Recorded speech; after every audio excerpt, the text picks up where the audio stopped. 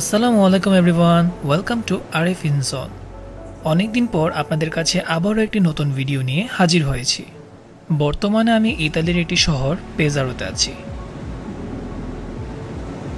এই পেজারো শহরটি ইতালির অন্য সব সুন্দর শহরগুলোর মধ্যে একটি।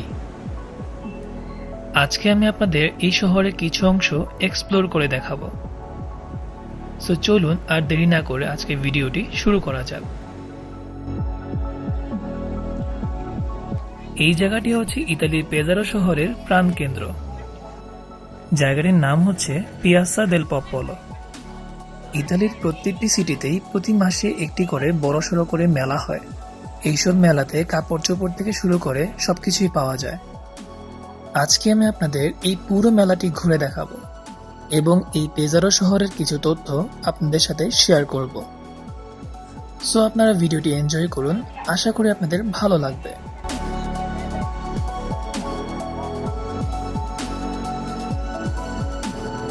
পেজারো শহরটি ইতালির আদ্রিয়াটিক সাগরের তীরে অবস্থিত। এটি সমুদ্র ও পাহাড়ের মাঝামাঝি এক মনোরম পরিবেশ নিয়ে গড়ে উঠেছে। এই পেজারো শহরটি উরবিনো রিজিয়নের মধ্যে পড়েছে।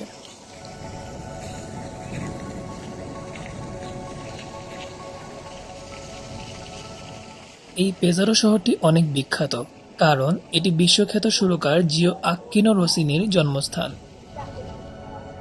প্রতি বছর এখানে রোসিনি অপেরা ফেস্টিভ্যাল অনুষ্ঠিত হয়, তাই ইউনেস্কো 2017 সালে পেজারোকে ক্রিয়েটিভ সিটি অফ মিউজিক ঘোষণা করে।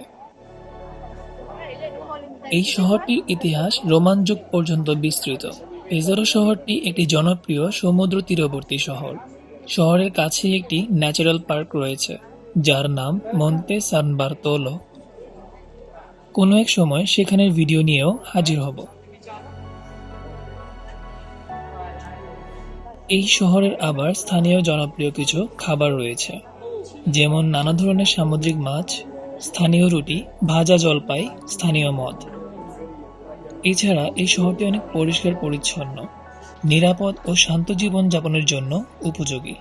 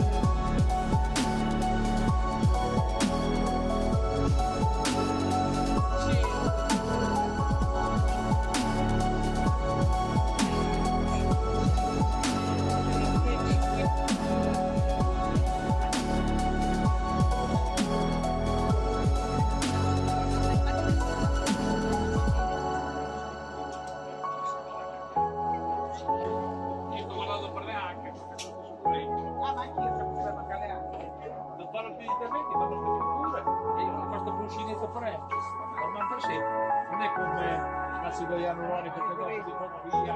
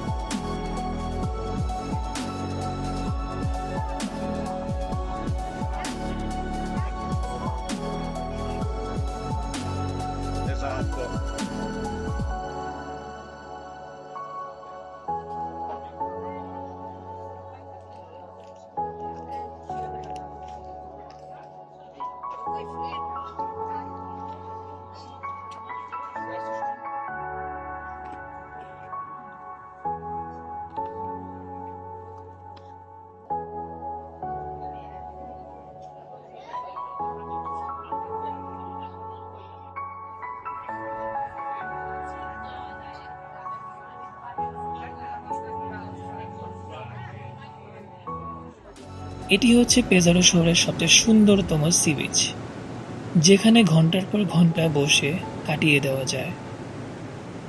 সো ভিউয়ার্স, এই ছিল আমার আজকের ভিডিও। আশা করছি আপনাদের ভালো লাগবে। ভালো লাগে থাকলে সাবস্ক্রাইব করতে ভুলবেন না এবং আমার ফেসবুক পেজটিও আপনারা ফলো করতে পারেন। এবং আপনারা যদি জানতে চান যে কিভাবে আমি ইতালিতে স্টাডি ভিসায় এসেছি, তাহলে কমেন্ট করতে পারেন অথবা ফেসবুক পেজের মধ্যে মেসেজ দিতে পারেন। দেখা হবে আবার অন্য ভিডিওতে। আল্লাহ হাফেজ।